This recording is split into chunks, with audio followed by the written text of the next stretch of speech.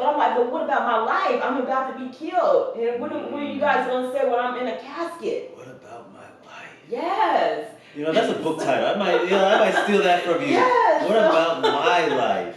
And, Yes, and key word and emphasis in bold on my. Yes. My life. Because everybody has their own lives. Right. And they always have their opinions. Yeah. Right, but everybody has their excuse me, everybody has their opinions on other people's lives. Yes. But what about my life? Right. What do I just want to share with you three things that came to me in a dream last night that really shook me up. It really shook me up last night, and I wanted to share. So I always like to start with something funny. So you are a grandmother. Yes, I am. All right, so let us know, where did you find the fountain of youth? Wow, that's a great question, great question. So I always refer back to the story about my grandmother. My grandmother, she lived to be 102 years old. Wow, okay? Yeah, that's incredible. Yes. And so my grandmother, when I was younger, she would always tell me, she said, eat right, eat healthy, and exercise. So I took that to heart. So ever since I've been young, I'll exercise all the time, no matter where I'm at, I'll exercise. And most of the time, 80% of the time, I eat healthy. You know, I like that. I like that. We live off that, the 80-20 rule. Yes. The 80-20 rule, because you don't want to restrict yourself, but at the same time, you want to have at least majority of the time you're doing the right things. But you gotta indulge a little bit. Man, that makes you human, right? Yeah, right. You know, all work and no play. You know. Yeah. You can't be dull now. You can't be dull. So let me ask you, what types of foods do you eat? Like, what is kind of your meal looks like? My meals most of the time are like baked chicken. I do like a chicken casserole, and I have all these different vegetables and seasons, green peppers, banana peppers, and well, not banana peppers, but the yellow and red peppers. Wow. And I put all of that in there, and then my pasta, and then salmon. I love salmon. And salad. So those are like my go-to where I'm really, trying to stay focused on eating that. So, and then, that's it. I love that. And do you think when you're eating right and you're exercising, is that conducive, or does that propel you for your success even more? Oh, wow. That's great. Yes, it does. It keeps you focused on, like, the main goal is to be able to have all of the energy necessary and the focus and just that the quality of life necessary to fulfill your purpose, to fulfill what you have to give to the world. And so it all correlates, it all aligns with your journey. So you got to be focused on that. You have to maintain your health, helping your mind, your body, and your spirit. I really resonate to that. So do I. We try to eat as healthy as possible, 5-6 times a week, working out. The holiday season, Thanksgiving, was a little rough. Oh yeah, holiday time. It was a little rough, as you can see. I don't know when it's gonna air, but we're right approaching Christmas. We just left Thanksgiving, and it's a struggle a little bit. That pumpkin pie, a little bit of. I'm Haitian, so Haitian food. That's just like the worst for you. Yes, sweet potato pie. Yes, carrot cake. You know, ham. Oh, let me get a high five on that carrot cake. Oh yeah, make a mean carrot cake. Oh, you might have to bake me something now. That's our wedding topper. That's gonna be the wedding topper. Yeah, I love carrot cake. Love it. Congratulations, by the way. Thank you. Yes. So let's get to know Carla a little bit, because I know you're a very powerful woman. You have a very powerful message. So let's just start a little bit from the beginning. When did you know you wanted to be a speaker, an influencer, a world changer, a guardian of the light? Like, when did you know that this was my path? Wow. I would really have to say, Rich, I would have to say that it really started when I was around like 12 or 13. Okay. Wow. So I was raised up in the church, and so for some reason, someone asked me to present a speech in front of the church. At 13? At 13, yes, wow. At 13. And I went on from that. I got my speech together, and then after that, they wanted me to start traveling to different cities, talking to other churches. And so to me, the seed of speaking in front of people, that's where it was planted. It was planted right there. That's amazing. Yes. I always thought to myself, and this is my own personal philosophy, that your path is shown to you very early. Very, very, very early. So think it's life and other people and society that kind of veers us off that path. In some cases, I know it did for me. Yes. But I knew I wanted to write books since I was 8 years old. But life kind of let me off that path, and of course, life kind of goes full circle. Full circle. We're coming right back. Yes. You know, because your path is your path, so even you can't truly deviate off of it. But that's so cool that at 13 you knew that. That's incredible. Yes. And what subjects were you speaking on when you were going to the churches? I believe, and like I said, this is when I was 13. But Okay. I remember one of the messages was about people won't always understand you. People, and it rings so true to even my life today. Sometimes your focus can't be on people, because the vision was not given to other people. It was given to you. It was put in your spirit. And if it was something that was put into your spirit, all hell cannot stop you. It's impossible. It's impossible to be stopped. You're the only person that can stop you. And so when you recognize that, it really fortifies you. It makes you, really be powerful than what your situation may seem like to you. But when you recognize that, it gives you this unstoppableness. Yes. Yeah, to push through. Yes. And as you can hear from her powerful voice, she has been doing it since 13. I can feel it coming out of you. I can really do it. So I love that. I love that. Yeah. So people don't truly understand you. That's so powerful, especially to know that at 13. I didn't realize that probably until my 20s. After enough backstabbing, enough betrayal, enough disloyalty, and finally it started clicking. Yeah, because you give so much for other people, and then you're drained, and you're left with nothing. And that's when I realized, when I was left with nothing, and then there's nobody around to refill my cup, I was like, what am I doing? What am I really doing? I'm not focusing on me, and that led me to focus on me. So I love that. And so what led you, as you got older, to say, I want to do this as not just something to empower people, not something that I just do, but as a career, something that I feel that I can really powerfully speak to different locations and powerfully impact the world? So I think for me... when did the passion become a business? Okay, the passion became a business, because I think I've always loved helping people, Rich. That's part of my personality. That's my soul. And so I would, find myself helping elderly people. I find myself going to nursing homes and to hospitals. I have been a social worker, a licensed social worker for 15 years. Wow. And so I did that. I'm working with mental health clients, working with people, helping them with their medications, helping them if they were going through a state of depression. I'm helping them to get back on their feet. I'm facilitating different workshops. And so it was always about helping people, to be better, to be the best them that they could be. That always resonated with me. So probably about 6 years ago, I had went through some things in my own personal life, and something in my spirit was like, you need to just step out and really do what you were called to do. Because I know with one of the different things that I went through and experienced in my life, something in my spirit had already told me, you are to empower, you are to motivate others. And it brought you full circle, like when you were just saying this a few moments ago, the things in your childhood will sometimes you will detour from that, but it will still come back to you because it's in your spirit. It's in your spirit. It's in your spirit. When you hear that voice, that's what you're supposed to do. When it's something that you feel and it's something that you're drawn to and it's something that just keeps on calling your name. And so that began to call me at a few years ago. And so what I began to do is I stepped out. I didn't have everything together. I didn't even realize what I was supposed to do. But what I did was I just operated in faith. I operated in what was in my heart. And I did it.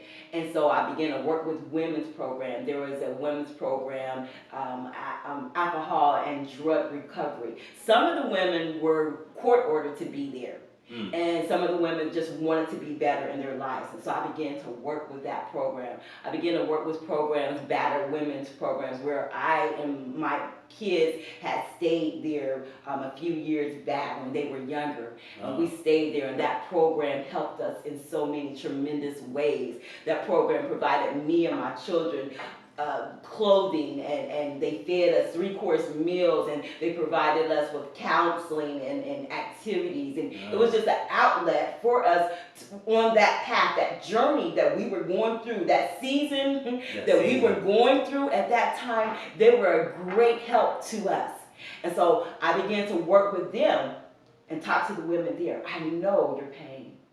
I know what it feels like when you are afraid and you don't feel like you have no kind of help or no support. Well, let me ask you, since I know your story a little bit, but the audience may not, because I know you have a direct connection to battered women, and so, because I know that's a deep passion for you. So let's say, why is it that subject of battered women that you feel so in tune with that you want to help?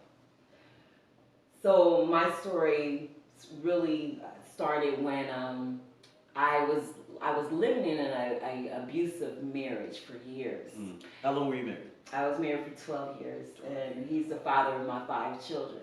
And when did the, I guess, verbal and physical, when did the abuse start?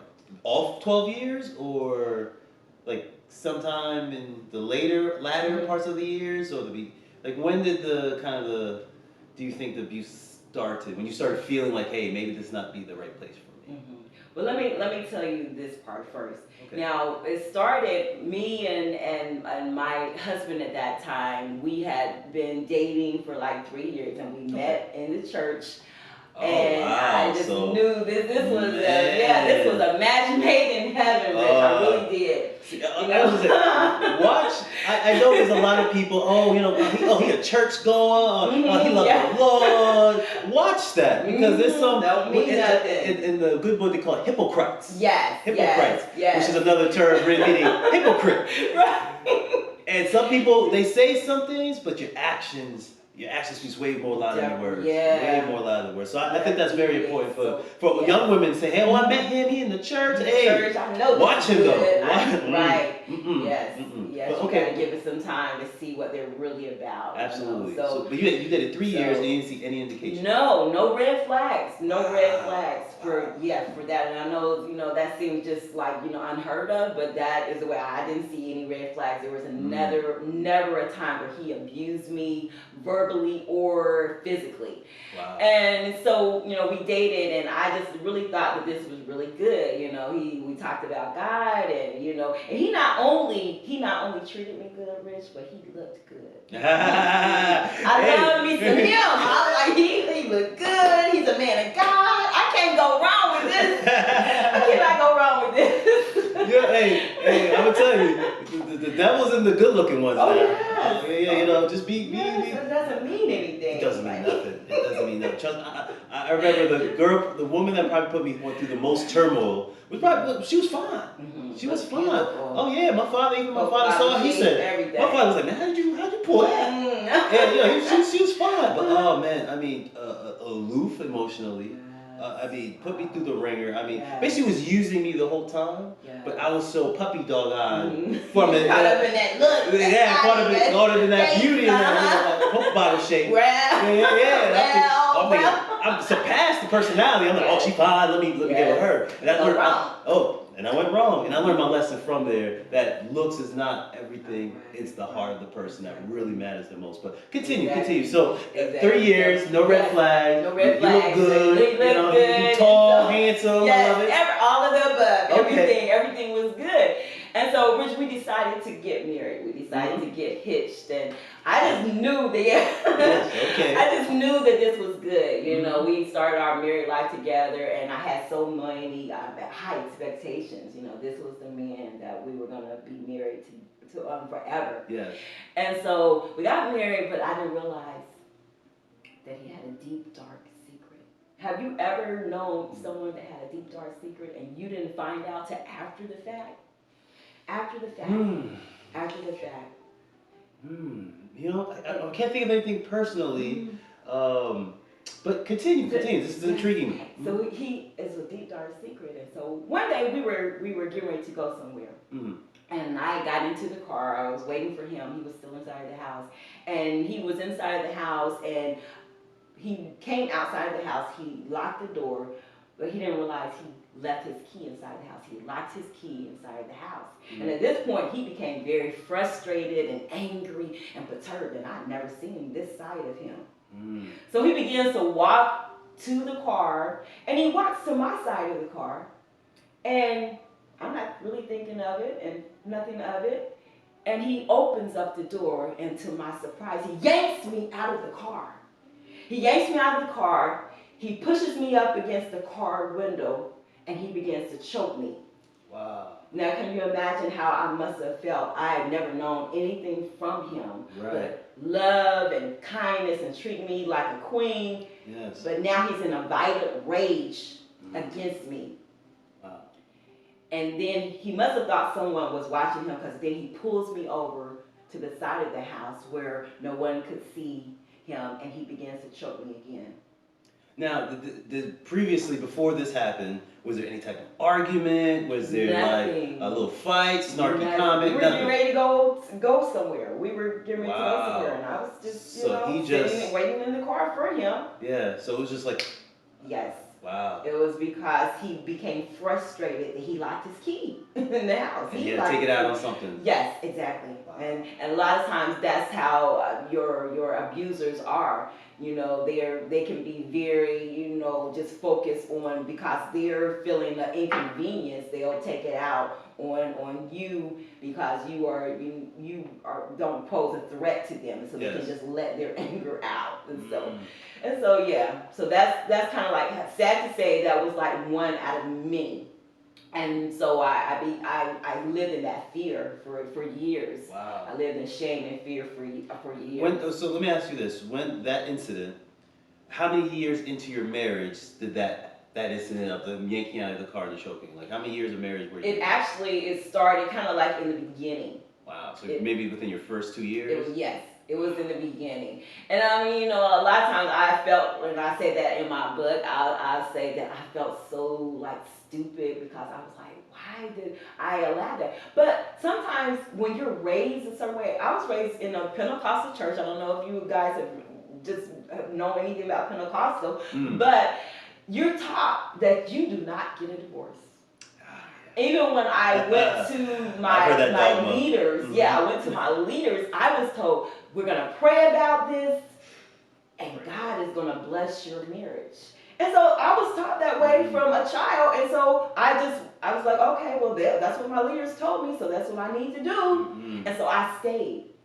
I love that, because there's a book, one of my favorite books of all time, is Napoleon Hill's Outwitting the Devil. It's one of the greatest books ever written. Okay. And people hear it, and it's not a truly religious book. Even though he calls it Outwitting the Devil, he's talking about the devil in your consciousness, the consciousness of your negative thinking, and the negative dogmas that's been placed on society that may not be actually true. Because he even said, and it's the fun thing, it's just like this, is interviewing the devil, just like this in a one-on-one conversation. So it's an outstanding book. And the devil said, they say some marriages are made in heaven. And he said some marriages are made on my side of town. But through the dogmas of the church, regardless if it's made on my side of town, they're not going to let you leave it. Right. And so that perpetuates my own energy. Right. That keeps me strong. Wow. It's a great book. Wow. If you ever read Outwitting the Devil, I advise anyone. And it's free on YouTube, so you have no excuse. Okay, yes. There's no excuse, it's free on YouTube. And he even says it. He says, some marriages are made of mine. And that's how he gains, through those thinking, through those society beliefs, is how he gains his control. Because if God says, no, you're supposed to live in a realm of light and positivity and prosperity and abundance, how can you be living a life of fear? That's the devil's side. The devil's side is, hey, I'm built off fear. That's my calling card. Oh my goodness. That's my calling card. So how can somebody say, you have to live in a place of fear? Wow. by using the God's good. name. Like it's so crazy. Yes. It's so crazy. So That's good. And that's good, Rich, when you say, using fear, because so many times our power is taken from us because of fear. Yes. We've allowed ourselves to be overcome with fear, Mm-hmm. and we don't realize how powerful we really are. The creator that made you, he made the whole world, and you have something within you. You're made in the image of him, but because different things happen to us, and those things are put into your mind, and then you allow fear to take over. And then you don't do anything. It literally puts you in a box. Because you said, all right, it started in the first 2 years now. So now we're going to say 10 years of fear. And you probably want to leave a while before that. Yes. But it was the fear that probably kept you in that situation. Yes. And then as I had my children, I have 5 beautiful children. Congratulations to that. Yeah, that's awesome. Thank you. But after having children, and then all of the things as far as my mindset of being taught, like you don't leave, and divorce is a sin, and all of that, I stayed. So even when he was calling me, out of my name, and he was, choking me and doing the different things to me, and me being hospitalized and having a concussion, I really, went through a whole lot of different things. The time that I wanted to leave, I started reading books. I don't know how. I think I end up seeing something, because the battered women's shelter, they'll have these different pamphlets up. They'll have their number. And it started being in my spirit, I need to do something. I need to get up out of this. And so I started the process of leaving. I started going to support groups. But when I started trying to leave him, he told me if he couldn't have me, no one would. And he went to get a gun to blow my brains out. Wow. Yes. That's very powerful. We're going to go right back to that. But it's something I noticed, and just leading with this conversation of fear, is sometimes I feel the fear goes both ways. Energy is contagious. And so I feel that the fear that you had is based off the fear that he has. I realize, and don't get me wrong, and I've studied self-esteem, and because I feel like my book, that's the Nervous State of the Universe, is about self-esteem and self-confidence, and I feel that it's so important to people understand that some people feel insecure about relationships, and I've seen this. I've had friends this way. They're so insecure about her leaving or her talking to other guys, especially if a woman's beautiful, and they feel that, hey, even though a man could be good looking, right? Even though a man could be fine, a person could be, I've seen women, gorgeous, have such bad insecurities. Terrible insecurities about their abilities, about their skills, about how they could provide, especially men. If men are unable to provide in a certain way, it eats at them. It eats at them. Career, Miles Monroe talks about that. Your career and who you are as a man are so synonymous. That's why following your purpose is so important. Because if you're doing something that's not synonymous with you, you're going to be off balance. So that's very important, because I want women to not look at some of these men as evil, right? I don't want, because I feel like when you put the evil label, you kind of dismiss it now. You're like, oh, stamp evil, then now we move on. I really think it's something deeper of an insecurity level of his fear of, hey, if I don't show her some dominance, she might not think I'm a man, or she might not think, or hey, I left my keys in the house, she might think less of me. Let me show her, hey, I'm not less, just who I am. Yeah, let me show her who I am. I'm a man now. And that insecurity, I feel like, really brings out the nasty part of people. So I think that's very important. So for women that are in that situation, which there are many, unfortunately, show them the steps. So you said you started going to support groups. So that was like the step 1. Okay, so what was like step 2 in the process? So I started going to support groups. I started reading books. I started talking to people that I could feel confident in, that they really would have my best interest. And so one friend of mine, she told me something so significant, Rich. I never have forgotten this to this day. And she said, sometimes women, especially, because y'all know we think with our heart and our emotions. She said you have to think with your head and not with your heart. You can't allow your emotions, the emotions of, oh, but he said he loved me and he's my first and you know I gotta stay with him because he's the father of my children. Those are emotions, but when he's about to kill you, when he's about to kill you, all of those emotions have to go out the window. Wow. You got to think with your head: is this really love? Is this what I was? Is this what I was put on this earth for? That's for a a man to stump me down this is a big question. and to disrespect me, Yes. and to not love me and not to treat me as the queen that I am. That you are, absolutely. Yes, and so you have to think with your head. So that was like, you know, that was one thing that really resonated with me, and so.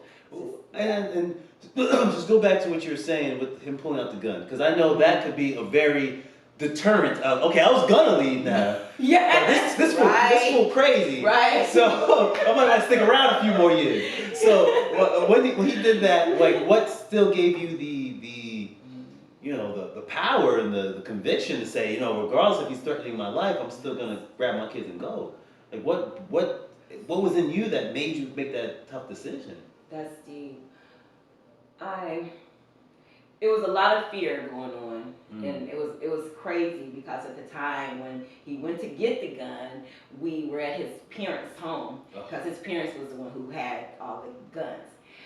And so it went into just this full blown, like, kind of like a movie of, you know, I'm running and begging for my life, and I'm, you know, saying, you know, Mr. Herndon, help me, he's gonna kill me. And how old were you at this time? At this time, I want to say I'm like 28. Wow. Yeah, 28, something like that. Yeah. So yeah. Yeah. Wow. And so anyway, I'm trying to get away, and then there's all this commotion, and he's saying she's not gonna leave me after everything I've done for her, and all of this. And so then his mom had called the police. So the police, long story short, the police were called, and I were able to get away safely.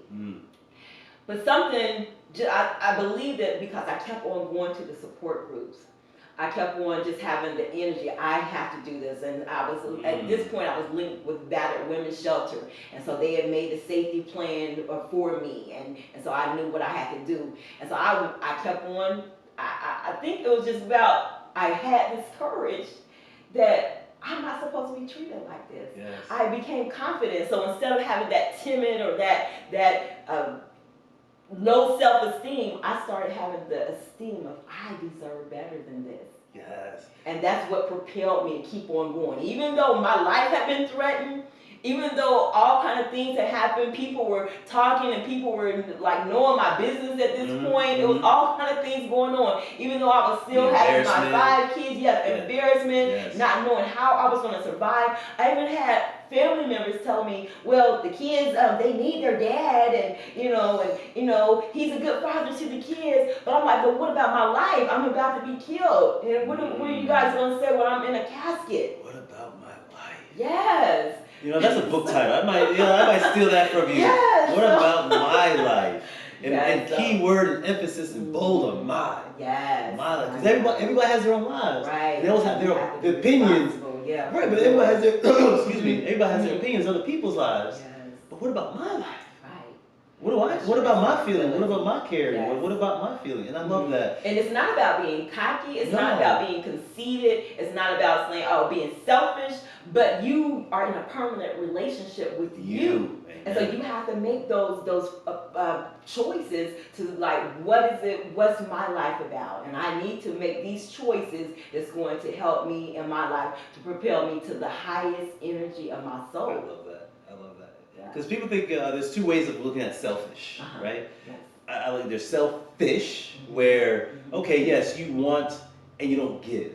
But there's selfish that, hey, I just care about me. Yes. It's called self-love, self-worth, self-knowing, yes. And that's so important. And trust me, I didn't know that for many years because you give. And again, like we were saying, your cup is empty. Yes. And your cup is empty. You Yes. have nothing left to give. That's so powerful. You need to be able to love yourself enough that your cup overflows. I believe. Hey, abundance. Yes. Yeah, because if you give everything out, what do you have to really to give? To give. And so when you can just like fill yourself up with different things that will enhance you as a person, that will grow you as a person, that you will become powerful in the sense of nothing outside of me, nothing outside of me can affect who I really am, the essence that I have. Love that. And so you move forward in that vein. Yes. You're able to really give. You're able to really give and serve what He sent you to serve. I love that. And so, just because I love to help other people, so okay, so you went through those steps. Yes. You went through the steps of 1, get help, get some counseling. Yes. 2, educate yourself. You said you were reading books. And 3, just hearing you, I feel like it's that internal. I call it that scream.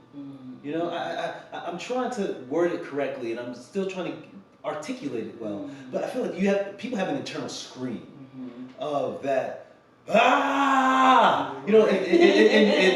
Like martial arts, right? They use a lot of scream when they kick and they punch. Yes. Why? Because they say that extra vibration, that extra scream brings that, focuses your power, right? And I feel like internally when you make those decisions, because I've made those decisions, it's like you ever go to sleep and you're deep in sleep and you're like partly awake and you want to wake up but you can't move. You ever had that experience? Yes. And you really have to kind of like jerk yourself awake. How can I get up? Yes, right. And you have to like literally like, it's almost like and you have to literally fight your way out. And I feel like we all have that in a sense where we're pushed down. I feel like step 3 is that self-worth to finally say enough. An internal scream that says enough. Enough is enough. I'm not going to live this way anymore. I'm not going to, and this is for anything. I'm not going to work this job anymore. I'm not going to have this type of finances. I'm not going to have this type of relationship. I'm not going to be down and beat up anymore. Yes. I've had that, and especially, when I was getting bullied and when I was in school, I remember the first time I fought back, I just got up and swung. It was very spontaneous. It was just something finally in myself that said, enough. All right, if y'all going to beat me up, then beat me up, man. But I'm not going to run around scared. Right. I'm not going to be, it's time to fight back. And I love that. And I think those are really good 3 steps of getting yourself out of there. Just saying enough is enough. So if you keep on doing what you've always done, you'll get what you've always gotten. And so sometimes you have to do something different. You have to make a change. Enough is enough. I refuse to live less than my fullest potential. I refuse to live less than what I'm supposed to bring about in my life, my experiences, my dreams, what I'm supposed to do, the people that I'm supposed to affect. So I refuse to live low, less than. When I'm up here. Right. I'm up here. Wow. That's some good stuff. Hope y'all eating this up. This is food for the soul. This is food for the soul. Yes. All right, so let's go to let's narrow everything down. Let's bring it down. So, lastly, when did you know that I'm free? Like when you finally say, you know what, I'm away from this situation. Because I know it was probably a process. Yes, definitely a process. Because I feel like most people, we're in the process sometimes. It could be in your career or a new venture. When did you finally say, I can let my shoulders down with this situation? I can finally say, you know what, I feel powerful again. I feel like me again. Like when was that moment when you said, you know what, I feel like Carla again? There's been different times where I felt like that, and once you get back up from being knocked down, and once you get back up from going through trauma and devastation, and to me each time I think I would go a little bit higher.